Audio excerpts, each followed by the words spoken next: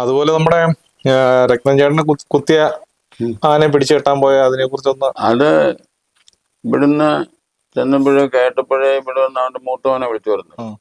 അത് കേട്ടപ്പോഴേ ആകെ തളർന്നു.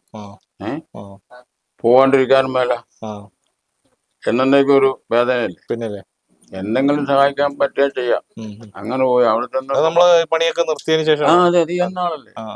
വാഴക്കുളം മനോജ് അങ്ങനെയുള്ളവർക്ക് അവിടെ വന്നു. അവർക്ക് കാറ്റൊക്കെ ഉള്ളു, ഇപ്പോഴത്തെ പുതിയ പിള്ളേരും. ഞാനങ്ങനെ ഇങ്ങനെ എന്നെ ചെയ്യണമെന്ന് വെച്ചാൽ അങ്ങനെ വന്നു. അപ്പൊ മനോജ് എന്നോട് പറഞ്ഞു, ഈ ആനയെ അഴിച്ചു കഴിഞ്ഞാല് ഇന്നലെ വരെ അവന്റെ വീട്ടിലല്ലേ കെട്ടിയേ. അവൻ എന്നോട് പറഞ്ഞു രത്നാകരൻ, അവന്റെ വീട്ടിൽ കെട്ടരുത്. ഈ ആന ഇനി ഒരു കെട്ടിയേഴ് കാണാൻ അവന് ശക്തിയില്ലെന്ന് അവൻ എന്നോട് പറഞ്ഞു. ഇതെങ്ങോടെങ്കിലും മാറ്റി കെട്ടണം. ഇനി അവനെ കൊണ്ട് ആനപ്പണിക്ക് വന്നിട്ട് എന്നെ കൊണ്ട് പറ്റില്ല. മരണതൊഴിൽ മരിച്ചു എന്നുള്ള രീതിയെ പറയണം. ഞാൻ ഈ നനഞ്ഞ കൂടി ഇരിക്കുമ്പോഴെല്ലാം കേട്ടു. അത് കഴിഞ്ഞ് എന്നെ കൊണ്ടൊന്നും പറ്റില്ല, ഒന്നും പറ്റില്ല. അങ്ങനെ എവിടെ പോകുമ്പോൾ ഇങ്ങനെ ഒരു കാര്യത്തിന് മനസ്സിൽ പോകാൻ ഒരുപാട് വിളിക്കും. ഒരു പശു വിൽക്കാനും മേടിക്കാനും പോലും വിളിക്കുന്ന, ഒരു പുല്ലിന് പോകുമ്പോഴും വിളിക്കും. അവിടെ ഒരിക്കൽ പോലും ആ കോമള രൂപം എന്റെ ഹൃദയത്തിൽ പ്രകാശിച്ചില്ല. ആ കോമള രൂപം എന്റെ ഹൃദയത്തിൽ പ്രകാശിച്ചില്ല. ഇല്ല, പോകാണ്ടിരിക്കാനും പറ്റില്ല. അവിടുന്ന് വരുമ്പോൾ അങ്ങനെ കാരണമില്ലാണ്ട് പോയിട്ട് കാര്യമില്ല. ഇതോർത്ത് പോയി. 1 മണിയോടുകൂടി അവിടെ ചെന്നു. ചെറുതായിട്ടൊരു കാറ്റൊക്കെ വന്നപ്പോൾ രക്തത്തിന്റെ മണം, 2-1 രക്തം തളങ്ങിട്ട് കിടപ്പുണ്ട്. എന്റെ മണം വന്നു. അത് നമുക്ക് ഒത്തിരി വിഷമായി. പിന്നെ എന്റെ സമയത്തോടടുത്ത് കഴിഞ്ഞപ്പോഴേയും ഫോറസ്റ്റുകാരും പോലീസുകാരും അടുത്ത് വെച്ചിട്ട് പറഞ്ഞു, ഈ കാണുന്ന ജനങ്ങളെല്ലാം മാറ്റി തന്നോളാം. 4 മണിക്ക് ആനയിരിക്കണം. ഞങ്ങളുടെ സഹകരണം എല്ലാം ഉണ്ടാവും. 4 മണിക്ക് സി വരും, താനഴിക്കണം. പൊന്നനെ ലയിപ്പിച്ചേക്കാന്ന് പറഞ്ഞു. നാട്ടിന്ന് പറഞ്ഞു. ഞാൻ ഏതായാലും അവന്റെ കാര്യം ഒന്നും അറിയാൻ പറ്റില്ല. കൂട്ടുകാരെ നല്ല ഭംഗിയുണ്ടാവും. അവിടെ പല പ്രാവശ്യം കൊച്ചു കഞ്ഞെടുത്തോണ്ട് വന്നു, ഇളയ വെച്ച്. ഞാൻ എനിക്കിപ്പോ ജീവൻ പോകോ കിട്ടുമെന്ന് അറിയാൻ പറയാണ്ട് എങ്ങനെ കഞ്ഞാനിങ്ങനെ തളർന്നു പോയാൽ. അങ്ങനെ അവിടെ നിന്നൊക്കെ എങ്ങനെ ഇരുന്നപ്പോ പിടിയിൽ എനിക്കൊരു ഷുഗറിന്റെ ഒരു ആരംഭം കൊണ്ടിരുന്നു. ഈ മനപ്രയാസം ബുദ്ധിമുട്ടാ. അപ്പൊ ഞാൻ അന്നേരം ഈ കൊച്ചി കഞ്ഞിങ്ങനെ തന്നു. ഭഗവതിയുടെ അന്നദാനം അത് ഇച്ചിരി കുടിച്ചു. എല്ലാം മാറി, ഒരു പരിസരബോധം ഉണ്ടായി. എന്നാൽ ഇവരിത് വിളിച്ച് പറഞ്ഞിട്ടുണ്ട്. അപ്പുറം അവരെ കൃത്യം ചുരുക്കുമ്പോൾ ഞാൻ 4 മണിയോടുള്ള സമയമായി. ആരാണ്ട് വിളിച്ചേൽപ്പിക്കണമാതിരി ഇരുന്നേൽപ്പിക്കുന്നു. അവിടെ വന്നിട്ട് ഭയങ്കര ഈ മഹാദേവന്റെ തിരുവാർവതിമേളിൽ നേരെ ശ്രീകോവിലിന് നേരെ കയറിയിരുന്നു. അവിടെ വീണ് കിടന്നു. ഈ ആന അഴിക്കാനുള്ള ശക്തി എനിക്കില്ല. ഭഗവതി എങ്ങനെയെങ്കിലും ഇവിടുന്ന ഒന്ന് മുങ്ങാനുള്ള സ്ഥലം ചെന്നു പറഞ്ഞു. അവിടുന്ന് അവിടുത്തെ അനുഗ്രഹത്തോടുകൂടി നേരെ തിരിയുമ്പോഴാണ് ഭഗവാനെ നേരെ കണ്ടോളുന്നത്. പിന്നെ ഏറ്റവും ബലായി. അപ്പൊ തൊഴുത് ഇങ്ങനെ തിരിയുമ്പോൾ ആ പിള്ളേർ എപ്പോഴും പറയും, നിന്നവരെല്ലാം മുണ്ടടിച്ചിട്ട് ഇങ്ങനെ തൊഴുന്നു. 10 മിനിറ്റോ 14 മിനിറ്റോ എന്റെ അടുത്തുള്ളൂ. എനിക്ക് ചെറുക്കനെ ചേട്ടാന്ന് പറഞ്ഞു. മൂത്ത ചെറുക്കനെ 2 പഴം ഇട്ട് കൊടുത്തിട്ടെന്ന് പറഞ്ഞു. ആനയെ പഴം തൊട്ട് നോക്കിയില്ല. എവിടുന്ന് വല്ല ഒരു ആനയ്ക്ക് എവിടെ പഴം നോക്കാൻ. ഈ തൊഴിലിട്ട് അങ്ങ് കയറി വന്നു കഴിഞ്ഞാല് നല്ലവനാ. അവനോട് ഈ ഷർട്ട് ഇതുപോലെ ഇത് ഷർട്ടാ ഈ നൂരേച്ച് കൈപ്പിടിച്ചോണ്ടെന്ന് ചോദിച്ചു.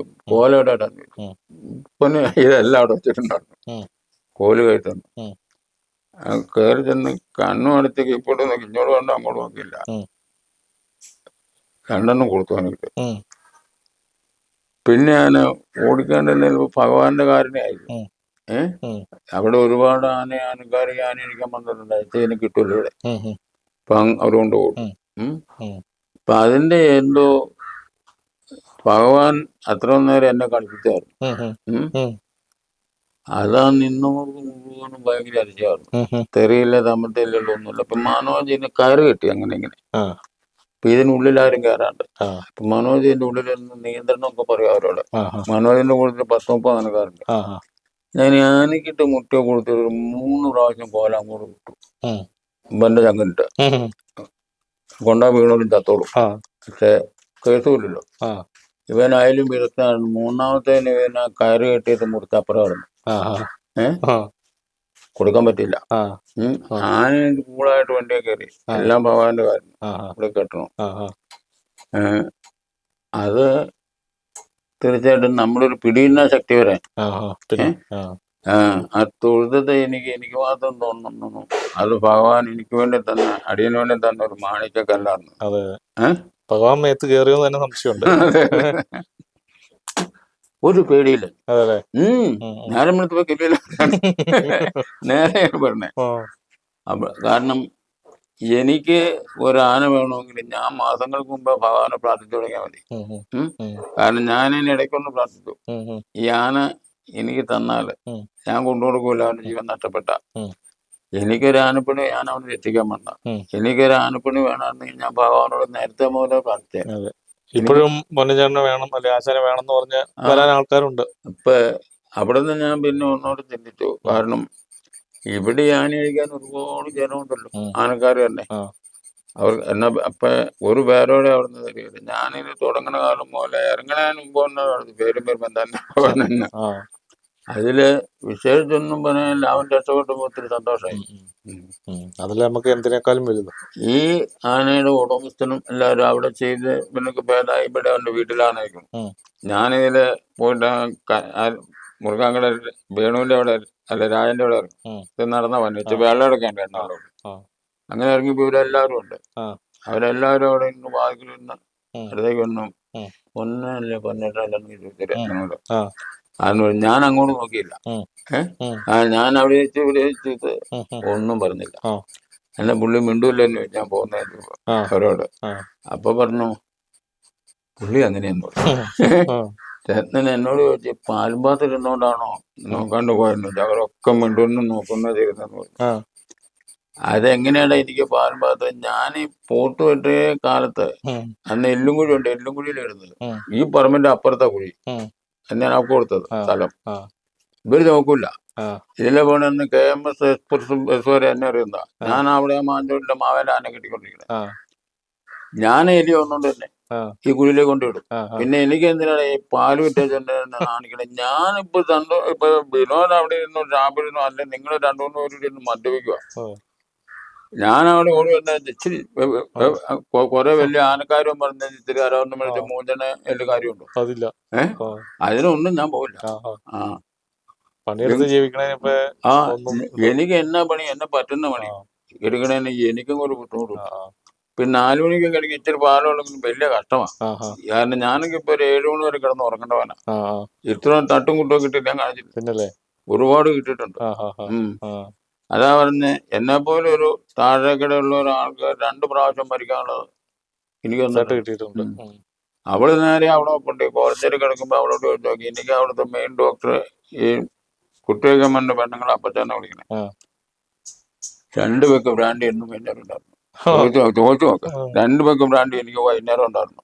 ഡോക്ടറെ എഴുതി കൊടുത്ത, അബ്രഹാം ഡോക്ടറും വിനോദ് ഡോക്ടറിന്റെ എഴുതി കൊടുത്ത. എന്നെ ആദ്യം അവിടെ ആ വീട്ടുമുറിക്കാരൻ ഇറക്കി. എനിക്ക് ആദ്യം ബോധം വേണമെന്ന് പറഞ്ഞു. ഞാൻ അവിടെ നിന്ന് ഇറങ്ങിയപ്പോ ഇവിടെ 2 പേർക്ക് ഇങ്ങനെ കെട്ടിത്തൂക്കിയിട്ടുണ്ട്, ഈ പ്ലാസ്റ്റിക്കിന്റെ ഒരു വയറേല് പമ്പയില്. അത് ഈ പാമ്പാന്ന് എനിക്ക് തോന്നി.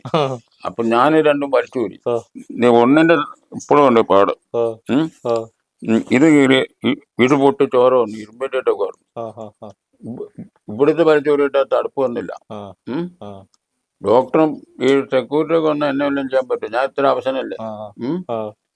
അപ്പോഴാണ് ഈ എബ്രാഹിം ഡോക്ടർ ചോദിച്ചു ഇപ്പൊ എന്നാ വേണ്ടെന്ന് ചോദിച്ചു വന്നത്. പറയാ ഞാൻ എന്തും ചെയ്തു തരാന്ന് പറഞ്ഞു. എനിക്കിപ്പോ ഒരു 1.5 പേർക്ക് ബ്രാൻഡ് കിട്ടിയെങ്കിൽ വേണ്ടിയില്ലാന്ന് പറഞ്ഞു. ഇപ്പൊ കൊണ്ടുതരാന്ന് പറഞ്ഞു.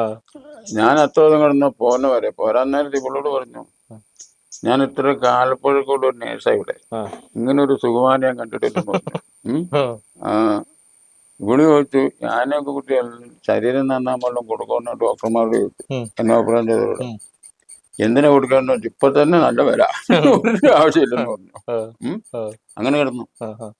അവിടെ സുഖാർന്നു, അവിടെ സുഖാർന്നു. എങ്ങനെയാണെന്ന് അറിയാൻ ഓരോരുത്തർ സ്ഥലത്ത് നമ്മൾ അറിയാണ്ട് നമുക്ക് അറിയാത്തവരാണ് നമ്മളെ സഹായിക്കുന്നത്. വിനോദ് ഇപ്പൊ എന്നെ സഹായിച്ചാൽ ഞാനല്ല വിനോദിനെ സഹായിക്കണത്. വേറൊരു അക്കിടി സമയത്ത് വേദനകളൊക്കെ ഒത്തിരി തിന്നിട്ടുണ്ട്. അയ്യോ ഈ നമുക്ക് ഗ്ലൂക്കോസ് എണ്ണ കയറ്റിക്കൊണ്ടിരിക്കുമ്പോ ഇടയ്ക്ക് വെള്ളം ഗ്ലൂക്കോസ് കുപ്പി വലിച്ചു വായിലിട്ടുണ്ട്. അതെ, വെള്ളം ദാഹം വന്നിട്ട്. വേദന ആ ആ ആ ദാഹം അത് ഭയങ്കര. ആ ആ ആ അന്നേരം അവര് തന്നെ പഞ്ഞും കൊണ്ട് ഒന്ന് ചുണ്ടത്തോട്ടിട്ട് പോകും. ആ ആ ആ അത്രേ ഉള്ളൂ. ആ. ഉം. ഉം, ഉം. അവിടുന്ന് കഴിച്ചു പോകുന്നു. അതെ. ഞാനതിന് എപ്പിസോഡിൽ ഒന്ന് പറഞ്ഞു പോയി. കാരണം എനിക്കിന്നൊരു പുതിയ ആനയെ കഴിക്കുമ്പോൾ ഈ പരിചയമില്ലാത്ത അല്ല പലപ്പോഴും ചെന്ന പണിയല്ലേ, പലർക്കും ഈ മേലുവേദന ചങ്കിലുവേദനയൊക്കെ ഉണ്ട്. ഞാൻ ഈ എപ്പിസോഡ് പറഞ്ഞു എനിക്ക് ഇതുവരെ ഉണ്ടായിട്ടില്ല. ഇനി പറഞ്ഞ ഭഗവാനകത്ത് എന്തെങ്കിലും ഒന്നുണ്ടായിരിക്കാം. ഇതുവരെ ചങ്കിലൊന്നും ഉണ്ടായിട്ടില്ല. ഈ ചുമയും കുറെ കക്കൂട്ട് പോകുമ്പോ വീഡിയോ വിളിക്കണം ഒന്നുമില്ല. എന്റെ ജീവിതത്തിൽ ഇങ്ങനെ ഒരു രണ്ടെണ്ണം അല്ലാത്തടത്തൊക്കെ ഭാഗ്യമാണ്. എനിക്കിപ്പോഴത്തെ സ്ഥലമുണ്ടോ 10 സെന്റ് സ്ഥലം വിട്ടാലും ഇവിടെ ഒന്ന് എനിക്ക് സുഖമായിട്ട് ജീവിക്കാം. ഓരോരുത്തർക്ക് അറിയാണ്ട് ചില ഈ പൊന്മാൻ ചെന്നേച്ച് മുട്ടയിടും ഈ കിണറ്റില്. അങ്ങനെ പറ്റുന്ന.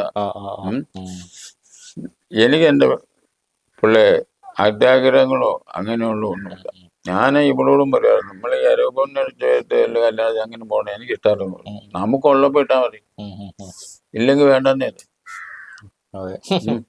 അല്ല, ശരിക്കും നല്ലൊരു ആരോഗ്യമുള്ള മനസ്സുള്ള ആൾക്കാർക്ക് എങ്ങനത്തെ ചിന്തകളുള്ളേ, അല്ലാതെ നമുക്ക് ആരോടും ഒരു ഇതൊന്നും തോന്നൂല. കാരണം നമുക്ക് എന്തും നേടാന്നുള്ളൊരു ഇതുണ്ട്. ഇപ്പൊ ചില പിള്ളേർ പാട്ടും കാണിച്ചു നടക്കാതിരിക്കട്ടെ, അത് ഇപ്പോഴത്തെ കാലം ഞാൻ ചിന്തിക്കുള്ളൂ. എല്ലാണ്ട് കാണിച്ചോണ്ട് പോകണേ അവനോട് നോക്കേണ്ട കാര്യം നമുക്കില്ല. നാടോടുമ്പോ നടുവേ ഓടണം. ഓ നമ്മുടെ മനസ്സിന് എന്റേതായ ഞാൻ ആരുടെയെങ്കിലും കുറ്റം പറയാൻ തുടങ്ങുകയാണെങ്കിൽ എന്റെ ഒരുപാടിന് പൊങ്ങി വരും. പിന്നെ ഞാൻ എന്നാ പറയാ, ക്രിസ്ത്യൻസില് ഒരു പാമനുണ്ട്. ഈ പ്രഗത്ഭനായ ഹേബറും പ്രസിദ്ധനായ സീസറും പ്രപഞ്ചമറ്റ സോളമൻ തുടങ്ങിയുള്ള വിജ്ഞരും അമർന്നുപോയി കാലചക്ര വിഭ്രമത്തിലെങ്കിലും നമുക്ക് പിന്നെ എന്തു ശങ്ക സംശയിച്ചിടേണ്ടനി. ഒരിക്കലും ജഗത്തെയും ജഡത്തെയും പിരിഞ്ഞു നാം ഗമിക്കണം. വിസമ്മതങ്ങളൊന്നുമില്ല, പോണം. പിന്നെ എന്തിനാ ഇവിടെ കിടന്ന് തല്ലിയലിച്ച്? ഇവിടെ നമ്മൾ പറ്റുന്ന രീതിയിൽ അറിയാവുന്ന പണിയെടുക്കുക, മറ്റൊരുത്തിന് ശല്യം ഇല്ലാണ്ടാ പോവുക. അതേ ചിന്തയുള്ളൂ. അതേ ചിന്തയുള്ളൂ. പറഞ്ഞതൊക്കെ എന്ന് പറഞ്ഞു കഴിഞ്ഞാല് ഒട്ടും നുണയില്ല.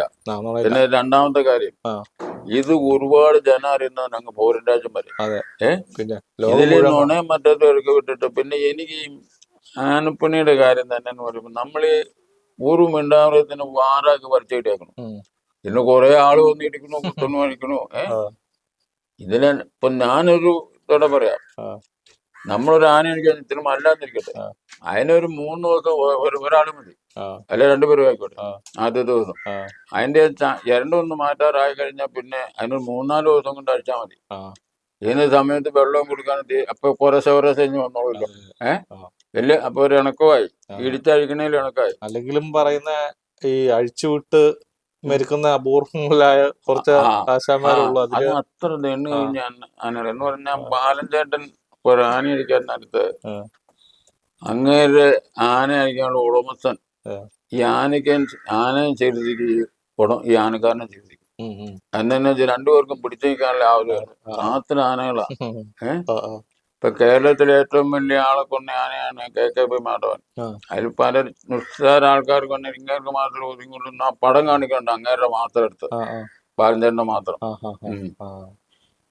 അതന്നെ എനിക്ക്. പിന്നെ അല്ലാണ്ട് ഇവർക്ക് വലിയ വണ്ണത്തിലൊക്കെ പറഞ്ഞോണ്ടിരിക്കുമ്പോഴ് ചിലരൊക്കെ പറയുമ്പോഴേ ആനക്കാര് തന്നെ, ഇന്നത്തെ അല്ല അന്നത്തെ ആയാലും എനിക്കിത് ഒരു പുതുമ തോന്നാറില്ല. കാരണം ഇപ്പൊ വെട്ടനെ കഴിഞ്ഞ് വലിയ നേരത്തെ വെട്ടിയിട്ടുണ്ട്. അയ്യോ അവൻ എന്തോ ഇത് നമുക്ക് സമയത്ത് നമ്മുടെ ഒരു കത്തിയിരിപ്പുണ്ട്. ആനണ്ട് പോവാം. ഈ കള്ളൻ ആനകൾ ഇങ്ങനെ നടന്നു പോണ പോക്കുന്നുണ്ടല്ലോ, ഒറ്റ അടിയാഞ്ഞു ചാടി ഇങ്ങനെ കുത്തുമല്ല, ആ വീണ വീഴ്ചക്ക് തറയ്ക്കുക. ഈ കത്തി എവിടെ എടുക്കണേ? അതും നമുക്കിട്ട് കയറുള്ളൂ. അതിനൊന്നും കാര്യമില്ല. അല്ലാണ്ട് ഒരു ഉൾക്കണ്ണ നമുക്ക് വേണം ചാടി മാറാൻ. അതാണ് പഴയ ആനക്കാര് ചെറുപ്പമില്ലാത്ത മിന്നൽ വേഗമായിരിക്കും. ഭയങ്കര സ്പീഡാ. എനിക്ക് സുമാനാൻ കുട്ടി പോയി ഐസ് കെട്ട പോലെ ശരീരം മരവിച്ച് ഞാൻ പല ആനകളും ഈ പണിയിലാകുമ്പോ അത് കിട്ടും. അല്ല അത് പ്രതീക്ഷയാണല്ലോ നമ്മള് പഠിക്കാതെ. നമ്മൾ നടക്കും. പക്ഷെ അന്ന് നമുക്കിത് ഭയങ്കര ആവേശം. അതെ, അതുകൊണ്ടാണല്ലോ ഇതിലേക്ക് തന്നെ പിന്നെ വന്നത്. തളർച്ചയില്ല. അല്ല അല്ല ശരിക്കും വീരന്മാരുടെ ഒരു പണി, അല്ലെങ്കിൽ ഏറ്റവും ഇത്രയും ഇങ്ങനെ എന്ന് പറഞ്ഞാല് കരയിലെ ഏറ്റവും കുറെ ഇല്ല. അങ്ങനെ പറഞ്ഞാല് ഞാനിപ്പോഴും ദുഃഖിതനായിട്ട് ഓർക്കുന്നത് ഈ തെങ്ങേറ്റക്കാരുടെ കാര്യമാണ്. വാടാനപ്പള്ളി കാഞ്ഞാണി ഒരുപാട് പേരുണ്ട്. വേറെ 5 മണിക്ക് പോകും, അമ്പലത്തിൽ തൊഴുത് ചായ കുടിച്ച് പോകും. വേറെ ഒരു 7 ഉണ്ട്, ഇവിടുന്ന് അവിടം വരെ എത്തും. ഇത് സൈക്കിളിൽ തോളയിരിക്കും. ആ ജനത്തിരക്കിന്റെ ഇടയ്ക്കോട് ഇതിന്റെ തൊട്ട് പോയി 11 മണിക്ക് ആ കാലത്ത് 500 രൂപയ്ക്ക് പണിത് അവർ വീട്ടിൽ വരും. ഇവന് ഈ മരത്തേന്ന് വീണാൽ ഇവർക്ക് യൂണിയൻ ഇല്ല, ഇപ്പോഴത്തെ എനിക്ക് അറിയില്ല. അന്നേരം നല്ല ബന്ധുക്കളൊക്കെ ഉണ്ടെങ്കിലും ഉള്ളൂ. കാരണം അവർക്കും ഇത് തന്നെ പണി. ഒരാൾക്ക് പട്ടിണിയാണെങ്കിൽ എന്നെ പോലെ കൊണ്ട് 1 ദിവസം 2 ദിവസം സഹായിക്കാൻ പറ്റും, 3-ാം ദിവസം പറ്റിയല്ല. ഇവൻ ഇത് ചാവണമില്ല, ഈ നടു ഒഴിഞ്ഞു കിടന്നിട്ട് അതുവരെ സുന്ദരമായിട്ട് കുടുംബം നോക്കാൻ ഈ പെമ്പറന്നൂറ്റ് ഈ കുഞ്ഞുങ്ങളും പട്ടിണിയും പരിവട്ടമായിട്ടാണ് കണ്ടോണ്ട് കിടക്കുക. മരിക്കണമില്ല. ഇതിലും കഷ്ടം ആനക്കാരനെ കൊണ്ടാൽ കാശ് കിട്ടൂല. ഞാൻ ഈ പാണ്ഡിനാനെ എനിക്ക് എങ്ങനെ ഇച്ചിരി കാശ് കിട്ടാൻ പറ്റേ, കാശ് കിട്ടണം, അല്ലെങ്കിൽ എനിക്ക് അഭിമാനം വേണം. രണ്ടിലൊന്നും നടക്കട്ടെ. പിന്നെ ഇതിനെ നല്ല തീരുമായിട്ട് ജീവിച്ചിട്ട് കാര്യമില്ല. തീരുവെന്ന് പറഞ്ഞ ഒത്തിരി തല്ലാൻ പോണോ അല്ല, ധൈര്യം എന്ന് പറഞ്ഞ ഒത്തിരി തല്ലാൻ പോണോ അല്ല. നമ്മുടെ പെരുമാറ്റം, നമ്മുടെ വായിലെ നാക്ക്, നമ്മുടെ സ്വഭാവം. കാരണം നമുക്ക് ഇന്ന് ഇവിടെ ഇരുന്ന് എഴുന്നേറ്റേക്കാനോ വർത്താനം വരാനോ ഉള്ള കഴിവുണ്ടെങ്കിൽ, കഴിവ് തന്നെങ്കിൽ, ഞാൻ ഈ പശുവിനെ കറന്നുകൊണ്ട് പോകുമ്പോ ഭഗവാന് പ്രാർത്ഥിക്കും. വന്നിട്ട് ആദ്യം ഞാൻ പ്രാർത്ഥിച്ചു പയ്യെ ചെറുതായിട്ട് വന്നിട്ട് പ്രാർത്ഥിക്കും, ഈ ഭഗവാന്റെ കാരുണ്യല്ല എപ്പോഴും എനിക്കിത് കൊണ്ടു കൊടുക്കാൻ നടക്കാൻ. ഇതേ പൂവൊക്കെ ഞാൻ കട്ടുപിടിച്ചോണ്ട് തന്നെ പോണ വെളുപ്പിന്. വെളുക്കണ പോട്ടോ ആരെ വീടായാലും കയറി പറിക്കും. അങ്ങനെ കൊണ്ടുവന്ന അത് ഒരു നേരം വെച്ചില്ലെങ്കിൽ എനിക്കൊരു സന്തോഷമില്ല. പിന്നെ പഴയത് മറക്കാത്തവനാണെങ്കിൽ ഈ ഫോട്ടോ ഇന്നിവിടെ കാണില്ല. എന്നാന്ന് വെച്ചാൽ ഞാൻ 45-50 കൊല്ലത്തോളം തൊഴുത ഫോട്ടോ ആയിരുന്നു. ഞാൻ പറഞ്ഞല്ലേ, ഞാൻ ബിനുവിനോട് പറഞ്ഞിട്ടുണ്ട് അല്ലേ. അങ്ങനെ നടന്നു കഴിഞ്ഞപ്പോൾ ഇതിന്റെ മംഗല മുഖത്തേക്ക് തിരിച്ചു വന്നു. അന്നത്തെ ഈ ഇത് ജില്ലിട്ട നല്ല ക്ലീനാ. അപ്പൊ ശബരിമല പോയപ്പോ എല്ലായിടത്തും നടന്ന് ഇത്ര ഉള്ളൂ ചെല്ലിട്ട്, അതെനിക്ക് വേണ്ട. മറ്റേ നമ്മൾ ഈറ്റക്കുമ്പത്തിനകത്ത് അത് ഇങ്ങനെ കൊണ്ടുവന്ന ഇതും. അങ്ങനെ ഞാൻ പറഞ്ഞല്ലോ, ഈ 2-3 സന്യാസിമാരെ ഞാൻ പിന്നെയും ഗോവൻ പുത്തമല്ലിക്കര ഇവരൊക്കെ അടങ്ങുന്ന കമ്പനിയിൽ പോണത്. അവരെങ്ങനെയൊക്കെ ആണെങ്കിൽ ഇത് ചില്ലിടിച്ച് 3-ാം ദിവസം ഇവിടെ അവർ വന്നതിന് 3-ാം ദിവസം. അപ്പൊ എല്ലാരും ഇത് മാറ്റി വെക്കാന്ന് പറഞ്ഞു.